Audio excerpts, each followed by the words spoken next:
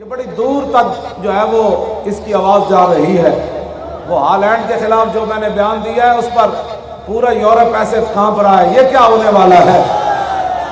मैंने कहा तुम हुजूर के खाकों की बात करो और हम अगर मगर की बात करें। वही मौकफ है, आज भी हमारा वही मौकफ है। अगर दुनिया के अंदर अमन चाहते हो, हमारे आका और मौला की इज्जत करना सीखो। हमें गालियां दो ना, सारे दुनिया तुमने तबाह कर दी, फिर भी हम बर्दाश्त कर रहे हैं, लेकिन हुजूर के खाकों के तुम मुकाबले का ऐलान करो।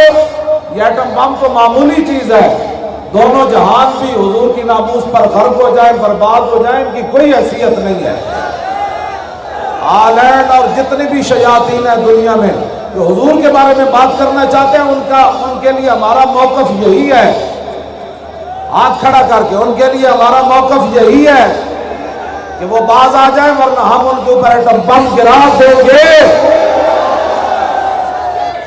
हुजूर के बारे में बात बर्दाश्त नहीं होगी।